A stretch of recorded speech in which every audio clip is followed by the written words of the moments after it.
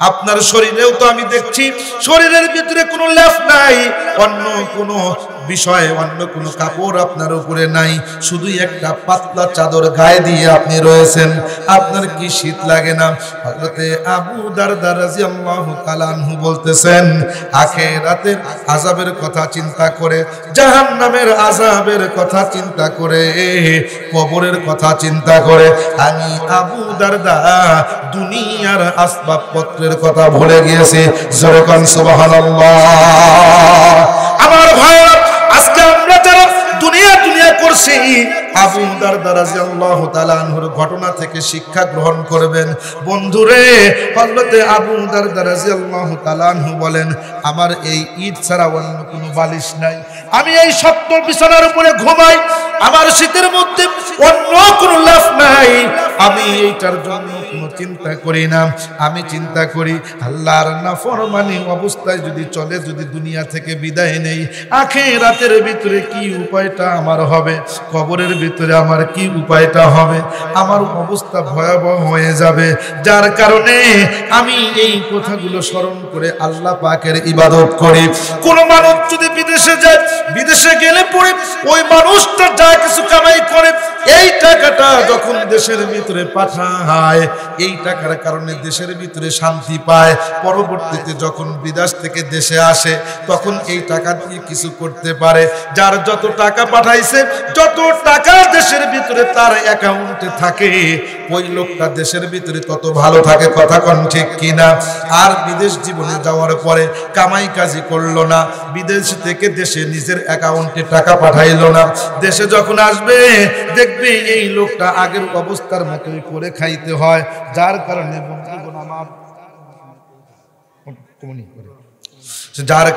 বন্ধুগণ আমার মনে রাখবেন, ওই ব্যক্তিটা বিদেশ থেকে দেশে আসার পরে তার ওই ভয়াবহ অবস্থায় থাকে, দরিদ্রতা অবস্থা তার দূর হয় না।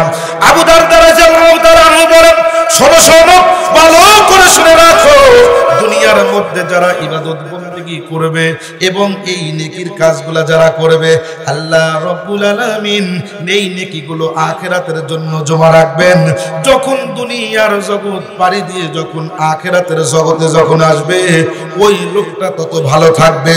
আর দুনিয়ার মধ্যে যদি ভালো কাজ না করে গো, যদি দুনিয়ার ভিতরে নেক কাজ যদি না করে, এই লোকটা যখন মারা যাবে, আখিরাতে তার অত্যন্ত কষ্ট হবে। কথা কোন ঠিক কিনা? বন্ধুরে, আপনাদের কাছে বলতে চাই, ও দিলওয়ার মুসলমান ভাইরা, মনোযোগ দিয়া শুনবেন। আবু দারদা রাদিয়াল্লাহু তাআলা আনহু দুরবস্থা দেখে হযরত ওমর রাদিয়াল্লাহু তাআলা আনহু তিনি বললেন, আবু দারদা ভাই, যোগ্য লোককে আমি শাম দেশের ভিতরে পাঠাইছি, তুমি আল্লাহকে এত ভয় করো গো, দুনিয়ার মধ্যে কোনো কিছু করলে না, ইট মাথায় দিয়ে তুমি থাকো, দুনিয়ার কোনো সম্পত্তি তুমি করলে না, শুধু আল্লাহর ইবাদত করো। আমি তোমার জন্য কিছু করে যাইতে চাই, কিছু টাকা আমি পাঠায়া দিতে চাই, একটা সুন্দর বালিশ বানাইবা, সুন্দর করে একটা বিছানা আমি তোশক বানাইয়া দেব, আর তোমার জন্য শীতের কিছু পোশাক আমি ব্যবস্থা করে দেব। হযরতে আবু দারদা চোখে পানি রাখতে পারে না।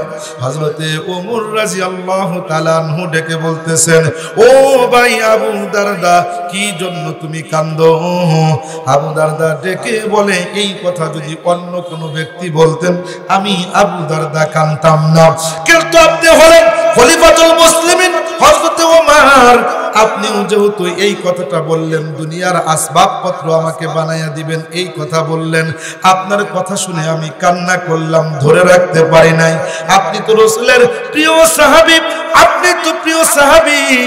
ও হযরত ওমর, আপনার কাছে আমি বলতে চাই, আল্লাহর রাসূলের হাদিসটা কি আপনার স্মরণ নাই? আল্লাহর রাসূল সাল্লাল্লাহু আলাইহি ওয়াসাল্লাম আমাদেরকেই তো বলেছেন, কুন ফিদ দুনিয়া কাআন্নাকা গারিবুন আও আবিরু সাবিলিন। আল্লাহর রাসূল সাল্লাল্লাহু আলাইহি ওয়াসাল্লাম বলেন, বুখারী এবং মুসলিম শরীফের ভিতরে হাদিসটা বর্ণিত হয়েছে। বন্ধুরে, আল্লাহর রাসূল সাল্লাল্লাহু আলাইহি ওয়াসাল্লাম বলেন, দুনিয়ার মধ্যে এমন ভাবে তোমরা চলাচল করো, এমন ভাবে তোমরা বসবাস করো যেন তুমি মুসাফির, যেন তুমি একজন পথিক। একজন পথিকের যেমন রাস্তার ভিতরে বাড়ি বানানোর কোনো টেনশন নাই, রাস্তার ভিতরে সম্পদ টানার কোনো টেনশন নাই, সে চলেই যাবে। আপনি যদি এখান থেকে ঢাকা যাওয়ার নিয়ত করেন, রাস্তার ভিতরে দেরি করবেন না, আপনার গন্তব্য ঢাকা যাওয়া, রাস্তার ভিতরে টাঙ্গাইল যা, আপনি কিন্তু বাড়ি বানাবেন না, সেই জায়গায় অন্য কোনো কাজ করবেন না। কেননা আপনি রাস্তার ভিতরে একটা ব্যাগ নেবেন যতটুকু রাস্তায় আপনার প্রয়োজন। কথা বলেন ঠিক কিনা?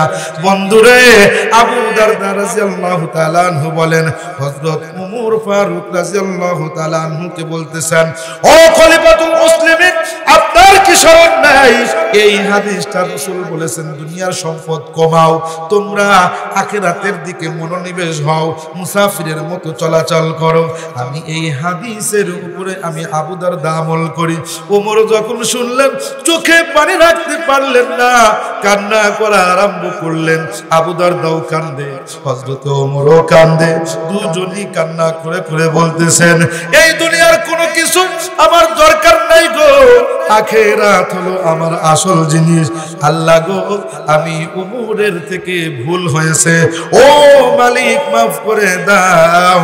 আমার রাসূল যেভাবে চলতে বলেছেন, আমি ওমরকে ওই পথে তুমি সর্বদা চালাও। মেহমান দেখলে রাগ করি, এমন ভাবে রাগ করি, নিজের আপন মায়ের পেটের বোন, ভাই, বিরাদার, যাদেরকে শরীকরা, মেহমান না, শরীক আমার, এরা তো আসবে, যাবে, খাবে আমার রক্ত, এরা আসলে পরেও আমরা বেজার হই। একটা বোন আসলে পরে, বাবা মা মারা গেছে, 7 ভাই, বোন আসছে, কোন বাড়িতে খাবে? বোনের খাবারের জায়গা নাই, আছে না নাই? কথা বলেন, আছে না নাই? বন্ধুগণ আমার, যত ইবাদতই করেন না কেন কাজ হবে না। আল্লাহ রাসূল বলেন, লা ইয়াদখুলুল জান্নাতা কাতিব, আত্মীয়তা সম্পর্ক ছিন্নকারী ব্যক্তি জান্নাতে প্রবেশ করবে না। সুতরাং আপনার বোন আসলো, আপনি খাওয়াচ্ছেন না, আপনি তাকে দিচ্ছেন না, আপনি আল্লাহর কাছে জবাব দিতে পারবেন। আমার বন্ধুগণ, আল্লাহ রাসূলের সাহাবী হযরত আবু দারদা রাদিয়াল্লাহু তাআলা আনহু, তেনার বাড়িতে যখন মেহমান আসলেন, আল্লাহর রাসূলের সাহাবী তাদের জন্য খানার আয়োজন করলেন। যতটুকু সাধ্য হয় নিজের সামর্থ্য অনুযায়ী তিনি খানার আয়োজন করলেন। খানার আয়োজন করার পরে তাদেরকে খাওয়াইলেন। কয়েকজন লোক এসেছে, গরিব মানুষ কি খাওয়াবে, যথাসম্ভব ভাবে যতটুকু সামর্থ্য ভালোভাবেই খাওয়াইলেন। তাদেরকে খাওয়ানোর পরে একটা বিছানা করে দিলেন। সেই বিছানা করে দিয়ে সেই বিছানার ভিতরে তাদেরকে শোয়া দিলেন। আপনারাই বলুন তো, শীতের দিনের ভিতরে যতই বিছানা দিক না কেন, উপরে গায়ে দেওয়ার জন্য কিছু দরকার আছে না নাই? জোরে কোনা আছে না নাই? আগেকার যুগে তো ল্যাপ ছিল, এখন তো আমাদের জামানায় তো কম্বল এসেছে। কথা কোন ঠিক কিনা? বন্ধুগণ আমার, গভীর মনোযোগ দিবেন। আল্লাহ রাসূলের সাহাবী তাদেরকে শুইয়ে দিয়ে তিনি বাড়ির ভিতরে চলে গেলেন। ঘরের ভিতরে যখন চলে গেলেন, এই মেহমানরা চিন্তা করলো তিনি হয়তো ল্যাপ আনার জন্য ঘরের ভিতরে গিয়েছেন। কেননা কনকনে শীত, এই শীতের ভিতরে মেহমানের জন্য তিনি বিছানা করে বাড়ির ভিতরে চলে গেলেন। নিশ্চয়ই তিনি ল্যাপ বা কম্বলের জন্য চলে গিয়েছেন। বন্ধুগণ আমার, আধা ঘন্টা চলে যায়, আল্লাহর বান্দা ঘর থেকে বাইরে হয় না। এইদিকে মেহমানরা চিন্তা করলেন কি হলো, তিনি ভুলে গেলেন নাকি? কেননা অত্যন্ত শীত, এই শীতের ভিতরে আল্লাহর বান্দা আমাদের জন্য বাড়ির ভিতরে চলে গেলেন, অথচ কোনো ল্যাপ তোষক কোনো কিছুই নিয়ে আসলেন না। একটু চলে যাই, একটু দেখি, একজন যাবে, আর একজন বলতেছে আগেই যাওয়া ঠিক হবে না, আর কিছুক্ষণ অপেক্ষা করুন, দেখি কি নিয়ে আসে। এরপরেও যখন কোনো কিছু নিয়ে আসলো না, আর একজন বলতেছে আর কতক্ষণ অপেক্ষা করা যায়, হয়তো তিনি আরামে ঘুমাইছেন, হয়তো আরামে ল্যাপ তোষক মুড়ি দিয়ে তিনি ঘুমাই ঘুমাইছেন, আমাদের কথা হয়তো স্মরণ নাই। যার কারণে আল্লাহর বান্দাদের মধ্য থেকে একজন বললেন, আপনারা যদি অনুমতি দেন তাহলে হযরত আবু দারদার ঘরের ভিতরে প্রবেশ করতে চাই। বলেন যান। তিনি যখন চলে গেলেন ঘরের দরজা ছিল খোলা। আল্লাহর বান্দা যখন ঘরের ভিতরে অন্দরমহলে যখন পৌঁছলেন, পৌঁছার পরে তখন তিনি জিহ্বায় কামড় দিয়ে বললেন, ইন্না লিল্লাহ, হায় হায়, কার প্রতি আমরা খারাপ ধারণা করে ঘরের ভিতরে প্রবেশ করলাম। আল্লাহর রাসূলের সাহাবীর আচরণ তো কখনো এমন হতে পারে না। আমরা মনে করলাম হয়তো তিনি ল্যাপ তোষক মুড়ে দিয়ে ঘুমাইছেন, আমাদের কথা হয়তো ভুলে গেছেন। কেননা আমাদের তো খাওয়াইছেন, ভালোভাবে খাওয়াইছেন, কিন্তু ল্যাপের জন্য তিনি আসলেন, কিন্তু তিনি আর ফিরে আসলেন না। তিনি গিয়ে দেখেন আল্লাহর বান্দা ফ্লোরের ভিতরে শায়িত রয়েছে, জমিনের উপরে খেজুরের পাতার বিছানার উপরে শায়িত রয়েছেন, পাশেই তার স্ত্রী রয়েছেন। কিন্তু আল্লাহর বান্দার শরীরে গায়ে দেওয়ার মতো ওই সময় কোনো কাপড় ছিল না। তার শরীরের পোশাকটা ছাড়া কনকনে শীতের মধ্যে অন্য কোনো গায়ে দেওয়ার মতো জিনিস নাই। আল্লাহর বান্দা তখন বললেন, হায় হায়, আপনি তো শীতের ভিতরে কোনো কিছু গায়ে দেন নাই। আল্লাহর বান্দা আবু দারদা রাদিয়াল্লাহু তাআলা আনহু চোখের পানি ফালাইয়া দিলেন, বললেন, ও মেহমান, যদি আমার কাছে কোনো একটা জিনিস থাকতো গো মেহমান, তাহলে নবীর সাক্ষ্য দেয়, নবীর হাদিস শরীফ শুনেছি, নবীর শিক্ষা গ্রহণ করেছি, খোদার কসম করে বলি, মেহমানকে না দিয়া আমি আবু দারদা ঘরের ভিতরে আসতাম না। ও মেহমানরা শুনে রাখো, আমার জিনিসটা সর্বপ্রথম তোমাদেরকে আমি দিতাম, তোমাদের আমি পরিচর্যাটা করতাম, কিন্তু যেহেতু আমার কাছে কোনো ধরনের শীতের পোশাক নাই, যার কারণে আমি যাই নাই, লজ্জায় যাইতে পারি নাই, নিজে যেই অবস্থায় রয়েছি তোমাদেরকেও আল্লাহর নামে সেই অবস্থায় ছেড়ে এসেছি। জোরে কোন সুবহানাল্লাহ। আবু দারদা রাদিয়াল্লাহু তাআলা আনহুকে বলা হলো, আপনি কেন কোনো জিনিস গ্রহণ করেন না? আবু দারদা রাদিয়াল্লাহু তাআলা আনহু বলেন, আমি তো দুনিয়ার ভিতরে এমন ভাবে চলাফেরা করি, দুনিয়া তো আমার থাকার জায়গা না। এই জায়গায় যতটুকু ইবাদত বন্দেগী করি এটা হলো আখিরাতের জন্য, এটার সওয়াব আমার আল্লাহ আখিরাতে দিবে, এটা আমল করে আখিরাতের আশা আমি আবু দারদা করি। জোরে কোন সুবহানাল্লাহ।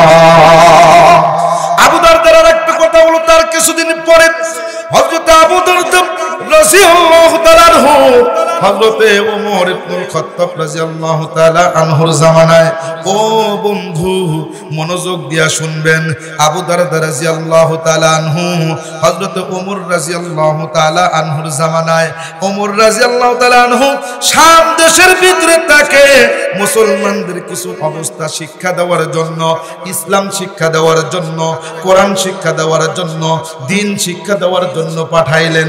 আমি আর আপনি তো এই জায়গার ভিতরে আলেম ওলামা পাইলাম, কিন্তু তাদের কাছে কোনো কিছু শিক্ষা গ্রহণ করলাম না। আল্লাহর রাসূলের সাহাবীকে হযরত ওমর রাদিয়াল্লাহু তাআলা আনহু শাম দেশের ভিতরে পাঠাইছেন ইসলাম প্রচারের জন্য, ইসলাম শিক্ষা দেওয়ার জন্য। বন্ধুগণ আমার, তিনি যখন সেই এলাকার ভিতরে ইসলামের কাজ করতেছেন, দাওয়াতি কাজ যখন তিনি করতেছেন, কিছুদিন পরে হযরত ওমর রাদিয়াল্লাহু তাআলা আনহু তিনি হলেন খলিফা। ওমর রাদিয়াল্লাহু তাআলা আনহু তিনি চিন্তা করলেন, আমি তো হযরতে আবু দারদাকে শাম দেশের ভিতরে পাঠাইছি, আমার আবু দারদা কতটুকু কাজ করলো, আমি স্বচক্ষে সিরিয়ায় গিয়ে আমি সেইটা দেখতে চাই। সুবহানাল্লাহ। আমি নিজে গিয়ে দেখতে চাই কি কাজটা তিনি করলেন, কেননা পাঠাইছি, কাজের অগ্রগতি কতটুকু এটা আমাদের দেখা দরকার। তিনি নিজেই চলে গেলেন সিরিয়া। তিনি গিয়ে সেখানে দেখতেছেন, মানুষের অবস্থা যাচাই করতেছেন। ভাই, তোমাদেরকে আবু দারদা কিছু শিখায়? বলে হ্যাঁ, অত্যন্ত সুন্দর সুন্দর বিষয়গুলো শিখায়। আমরা ইসলামের বাণীগুলো তার কাছ থেকে অনেক শিখেছি, অনেক উপকৃত হয়েছি। বলে আবু দারদা এত সুন্দর শিক্ষা দিল।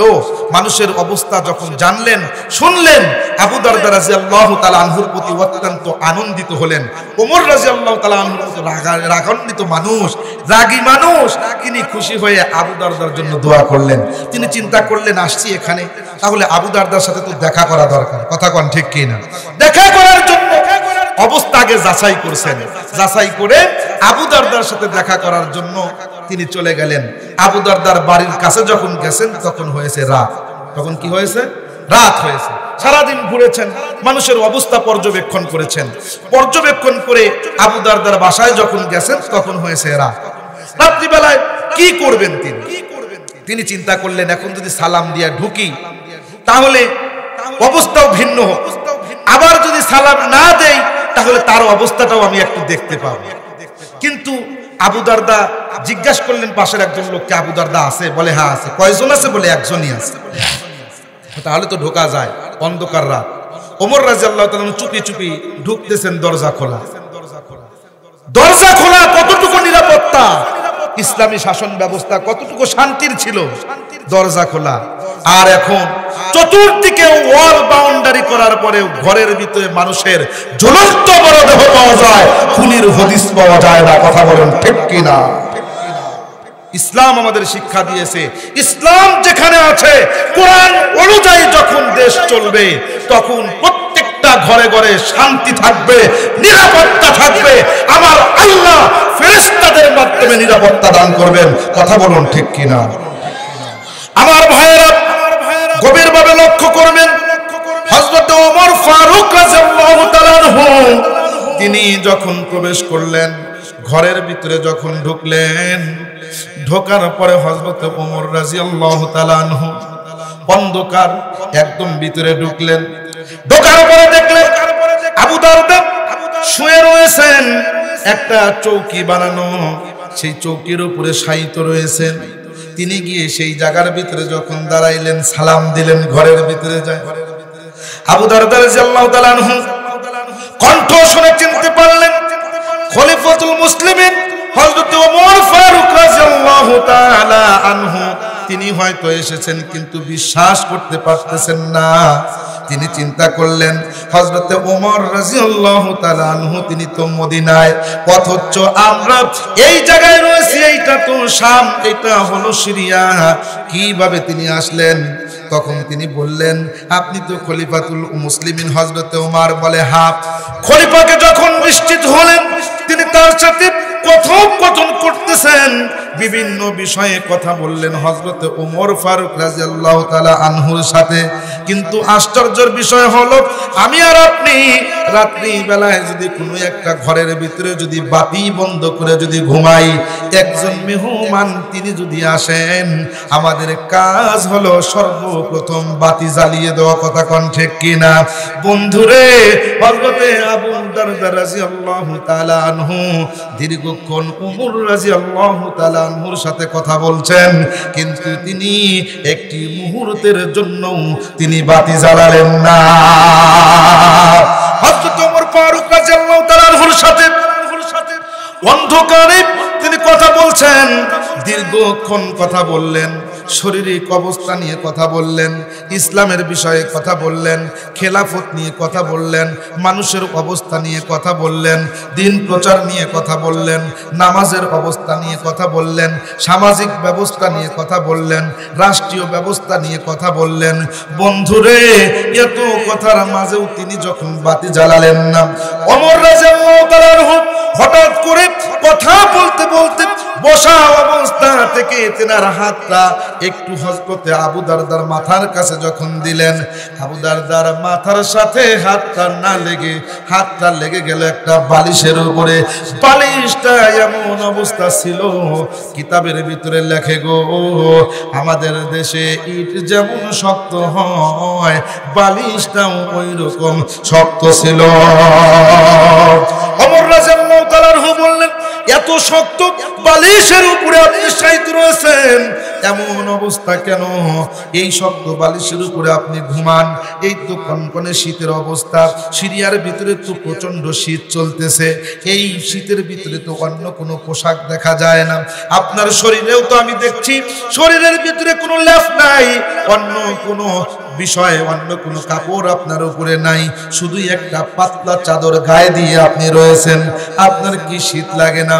হযরতে আবু দারদা রাদিয়াল্লাহু তাআলা আনহু বলতেছেন, আখিরাতের আযাবের কথা চিন্তা করে, জাহান্নামের আযাবের কথা চিন্তা করে, কবরের কথা চিন্তা করে আমি আবু দারদা দুনিয়ার আসবাবপত্রের কথা ভুলে গিয়েছি। জোরে কোন সুবহানাল্লাহ। আমার ভাইরা, আজকে আমরা যারা দুনিয়া করছি, আবু দারদা রাদিয়াল্লাহু তাআলা আনহুর ঘটনা থেকে শিক্ষা গ্রহণ করবেন। বন্ধুরে, হযরতে আবু দারদা রাদিয়াল্লাহু তাআলা আনহু বলেন, আমার এই ইট ছাড়া অন্য কোনো বালিশ নাই, আমি এই শক্ত বিছানার উপরে ঘুমাই, আমার শীতের মধ্যে অন্য কোনো লাভ নাই, আমি এইটার জন্য কোনো চিন্তা করি না, আমি চিন্তা করি আল্লাহর নাফরমানি অবস্থায় যদি চলে, যদি দুনিয়া থেকে বিদায় নেই, আখিরাতের ভিতরে কি উপায়টা আমার হবে, কবরের ভিতরে আমার কি উপায়টা হবে, আমার অবস্থা ভয়াবহ হয়ে যাবে, যার কারণে আমি এই কথাগুলো স্মরণ করে আল্লাহ পাকের ইবাদত করি। কোন মানুষ যদি বিদেশে যায়, বিদেশে গেলে পরে ওই মানুষটা যা কিছু কামাই করে, এই টাকাটা যখন দেশের ভিতরে পাঠায়, এই টাকার কারণে দেশের ভিতরে শান্তি পায়, পরবর্তীতে যখন বিদেশ থেকে দেশে আসে তখন এই টাকা দিয়ে কিছু করতে পারে। যার যত টাকা পাঠাইছে, যত টাকা দেশের ভিতরে তার অ্যাকাউন্টে থাকে, ওই লোকটা দেশের ভিতরে তত ভালো থাকে। কথা কোন ঠিক কিনা? আর বিদেশ জীবনে যাওয়ার পরে কামাই কাজি করলো না, বিদেশ থেকে দেশে নিজের অ্যাকাউন্টে টাকা পাঠাইলো না, দেশে যখন আসবে দেখবে এই লোকটা আগের অবস্থার মতোই করে খাইতে হয়। যার কারণে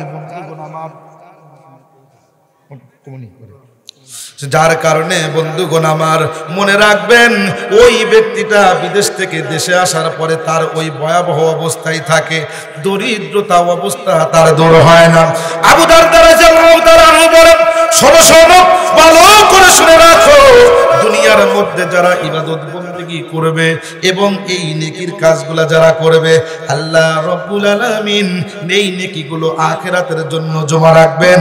যখন দুনিয়ার জগৎ পাড়ি দিয়ে যখন আখিরাতের জগতে যখন আসবে, ওই লোকটা তত ভালো থাকবে। আর দুনিয়ার মধ্যে যদি ভালো কাজ না করে গো, যদি দুনিয়ার ভিতরে নেক কাজ যদি না করে, এই লোকটা যখন মারা যাবে আখিরাতে তার অত্যন্ত কষ্ট হবে। কথা কোন ঠিক কিনা? বন্ধুরে, আপনাদের কাছে বলতে চাই, ও দিলওয়ার মুসলমান ভাইরা, মনোযোগ দিয়া শুনবেন। আবু দারদা রাদিয়াল্লাহু তাআলা আনহু দূর অবস্থা দেখে হযরত ওমর রাদিয়াল্লাহু তাআলা আনহু তিনি বললেন, আবু দারদা ভাই, যোগ্য লোককে আমি শাম দেশের ভিতরে পাঠাইছি, তুমি আল্লাহকে এত ভয় করো গো, দুনিয়ার মধ্যে কোনো কিছু করলে না, ইট মাথায় দিয়ে তুমি থাকো, দুনিয়ার কোনো সম্পত্তি তুমি করলে না, শুধু আল্লাহর ইবাদত করো, আমি তোমার জন্য কিছু করে যাইতে চাই, কিছু টাকা আমি পাঠায়া দিতে চাই, একটা সুন্দর বালিশ বানাইবা, সুন্দর করে একটা বিছানা আমি তোশক বানাইয়া দেব, আর তোমার জন্য শীতের কিছু পোশাক আমি ব্যবস্থা করে দেব। হযরতে আবু দারদা চোখে পানি রাখতে পারে না, হযরতে ওমর রাদিয়াল্লাহু তাআলা আনহু ডেকে বলতেছেন, ও ভাই আবু দারদা, কি জন্য তুমি কাঁদো? আবু দারদা ডেকে বলে, এই কথা যদি অন্য কোনো ব্যক্তি বলতেন আমি আবু দারদা কাঁদতাম না, কিন্তু আপনি হলেন খলিফাতুল মুসলিমিন হযরতে ওমর, আপনিও যেহেতু এই কথাটা বললেন, দুনিয়ার আসবাবপত্র আমাকে বানাইয়া দিবেন, এই কথা বললেন, আপনার কথা শুনে আমি কান্না করলাম, ধরে রাখতে পারি নাই।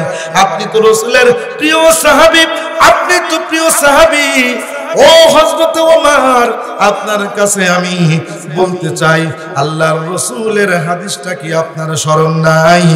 আল্লাহর রাসূল সাল্লাল্লাহু আলাইহি ওয়াসাল্লাম আমাদেরকেই তো বলেছেন, কুন ফিদ দুনিয়া কান্নাকা গরীবুন আও আবিরু সাবিলিন। আল্লাহর রাসূল সাল্লাল্লাহু সাল্লাল্লাহু আলাইহি ওয়াসাল্লাম বলেন, বুখারী এবং মুসলিম শরীফের ভিতরে হাদিসটা বর্ণিত হয়েছে। বন্ধুরে, আল্লাহর রাসূল সাল্লাল্লাহু আলাইহি ওয়াসাল্লাম বলেন, দুনিয়ার মধ্যে এমন ভাবে তোমরা চলাচল করো, এমন ভাবে তোমরা বসবাস করো যেন তুমি মুসাফির, যেন তুমি একজন পথিক। একজন পথিকের যেমন রাস্তার ভিতরে বাড়ি বানানোর কোনো টেনশন নাই, রাস্তার ভিতরে সম্পদ টানার কোনো টেনশন নাই, সে চলেই যাবে।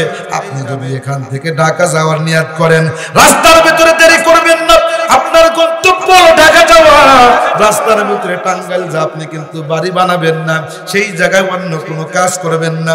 কেননা আপনি রাস্তার ভিতরে একটা ব্যাগ নেবেন যতটুকু রাস্তায় আপনার প্রয়োজন। কথা বলেন ঠিক কিনা? বন্ধুরে, আবু দারদা রাদিয়াল্লাহু তাআলা আনহু বলেন, হযরত ওমর ফারুক রাদিয়াল্লাহু তাআলা আনহুকে বলতেছেন, ও খলিফাতুল মুসলিমিন, আপনার কি স্মরণ নাই? এই হাদিসটা রাসূল বলেছেন, দুনিয়ার সম্পদ কমাও, তোমরা আখিরাতের দিকে মনোনিবেশ হও, মুসাফিরের মতো চলাচল করো। আমি এই হাদিসের উপরে আমি আবু দারদা আমল করি। ওমর যখন শুনলেন, চোখে পানি রাখতে পারলেন না, কান্না করা আরম্ভ করলেন। আবু দারদাও কান্দে, হযরত ওমরও কান্দে, দুজনই কান্না করে করে বলতেছেন, এই দুনিয়ার কোনো কিছু আমার দরকার নাই গো, আখিরাত হলো আমার আসল জিনিস। আল্লাহ গো, আমি ওমরের থেকে ভুল হয়েছে, ও মালিক মাফ করে দাও। আমার রাসূল যেভাবে চলতে বলেছেন, আমি ওমরকে ওই পথে তুমি সর্বদা চালাও। লিল্লাহি তাকবীর, লিল্লাহি তাকবীর। আল কোরআনের আলো, কোরআন সুন্নাহর আলো, লিল্লাহি তাকবীর। ভাইরা আমার, রাসূলের সাহাবী দুজন এমন ভাবে কান্না করলেন, কান্না করতে করতে রাত শেষ হয়ে গেল। ও বন্ধুগণ আমার, আপনাদের থেকে কি শিক্ষা গ্রহণ করবেন? মৃত্যুর পরে উঠতে হবে, এই কথাটা সর্বদা আমাদের চিন্তা করতে হবে। বন্ধুগণ আমার, কোনো সম্পদ কাজে লাগবে না, এই সম্পদ আপনি নিয়ে যাইতে পারবেন না। সুতরাং এখনো সময় আছে, সাহাবীদের মতো চিন্তা করে এই দুনিয়ার ভিতরে যতদিন হায়াত আছে কাজে লাগাইয়া যান, নামাজ পড়বেন। এই সময়ের ভিতরে আপনি অহেতুক কোনো কাজ করবেন না। যত কাজে থাকুক না কেন, নামাজ ছাড়া অন্য কোনো কাজ আমার নাই। কথা কোন ঠিক কিনা? জোরে কোন কথা ঠিক কিনা? নামাজ ছাড়া অন্য কোনো বড় কাজ আমার নাই। যতই কাজ আমার আসুক না কেন, সামনে রমজান মাস, রোজা থেকে কাজকে একটু কমাইয়া দিবেন, রোজা থাকা আরাম হবে। আমরা রমজান মাসে কাজ বেশি করি, যার কারণে রোজা থাকতে কষ্ট হয়, আমরা রোজাকে ভেঙে দেই। বন্ধুরে, এই কাজটা কখনো করবেন না। রমজান মাসে কাজ কমাইয়া দেয়া, ইবাদত বেশি করবেন, রোজা বেশি রাখবেন। ও বন্ধুগণ আমার, আপনাদেরকে বলি, শুধু ইবাদত বন্দেগী করলে হবে না, নিষিদ্ধ কাজ থেকেও আমাদের বেঁচে থাকতে হবে। আপনি নামাজ পড়লেন কিন্তু মানুষের গীবত বাদ দিলেন না, আপনার তো কাজ হবে না। আল্লাহর রাসূল বলেন, আল গীবাতু আসাদ্দু মিনাজ জিনা, গীবত করা হলো জিনার চাইতে মারাত্মক ধরনের গুনাহ। ও বন্ধুগণ আমার, এমনও মানুষ আছে আমরা কোনোদিন জিনা করি নাই, কিন্তু প্রত্যেকটা মানুষ আমরা গীবত করি। কথা কোন ঠিক কিনা? মানুষের দুর্নাম করতে ভালো লাগে, গীবত করি, শিকায়ত করি, মিথ্যা চর্চা নিন্দা করি, মিথ্যা কথা বলি। ও বন্ধুরে, সুদ খাই, ঘুষ খাই, মানুষের অপকর্ম করি, মানুষের ক্ষতি করার চেষ্টা করি। বন্ধুরে, মনে রাখবেন, এই দুনিয়ার জিন্দেগি শেষ হইলে পরে আপনার উপায় থাকবে না। সুতরাং দুনিয়ার পিছনে না পড়ে আখিরাতের জন্য করে যান। আমি আর আপনি দুনিয়ার পিছনে চিন্তা, দুনিয়ার পিছনে না দৌড়িয়ে দুনিয়াকে আখিরাতের জন্য যদি কাজ করে যাই, আমাদের বাবা চলে গেছে, দাদা চলে গেছে, নানা চলে গেছে, তাদের জন্য যদি আমরা দুনিয়ার ভিতরে কিছু কাজ করে যাই, কবরের ভিতরে থেকেও তারা সব পাবে। কথা কোন ঠিক কিনা? আজকে এই সালে সবের উদ্দেশ্য হলো ইসাল মানে পৌঁছানো, সব মানে সব পূর্ণ নেকি। ইসালে সবের অর্থ হলো সনেকি পৌঁছে দেওয়া। এখানে আমরা যারা আছি অনেকের মা নাই, অনেকের বাবা নাই। ও বন্ধুরে, অনেকের সহধর্মিনী স্ত্রী অন্ধকার কবরে, অনেকের কলিজার টুকরা সন্তান অন্ধকার কবরবাসী হয়েছেন। আমরা সবকিছু খেয়ে ফেলছি। আমরা দুনিয়া থেকে চলে গেলে এই সমস্ত কিছু আমাদের রেখে চলে যাইতে হবে, কথা কোন ঠিক কিনা? যার কারণে আপনাদেরকে বলতে চাই, আমাদের মসজিদের জন্য কালেকশন আমরা করি না। তবে কেউ যদি আজকে এই ইসালে সবের জন্য যদি দিতে চান, ইসালে সবের জন্য পিতামাতার রুহের মাগফিরাতের জন্য যদি দিতে চান, তাহলে আজকে দোয়া হবে, এই সবটা আমার আপনার পিতা মাতার কবরে পৌঁছায় দিবেন আমার আল্লাহ। রাজি আছি না ইনশাল্লাহ? রাজি আছি না ইনশাল্লাহ? একটু হাত তুলে দেখাই কাদের কাদের মা নাই, একটু হাত তুলে দেখাই। মা নাই কাদের? হাতটা নামান। আল্লাহ সকলের মায়ের কবর জান্নাতবাসী করে দেন, সবাই বলে আমিন। একটু আমার মতো বাবা নাই কার কার, একটু হাতটা তুলে দেখান। আরে আমার বাবা পাশেই শায়িত রয়েছে, হাতটা নামান। আল্লাহ সকলের বাবার কবরকে জান্নাতবাসী করে দেন, সবাই বলে আমিন।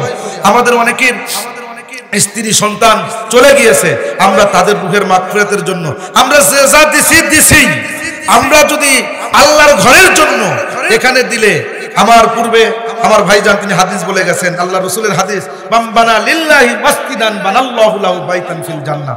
যদি কোনো ব্যক্তি মসজিদের জন্য একটা মসজিদ বানাইলো কোনো ব্যক্তি, আল্লাহ পাক জান্নাতে তার জন্য একটা বাড়ি নির্মাণ করেন। জোরে কোন সুবহানাল্লাহ।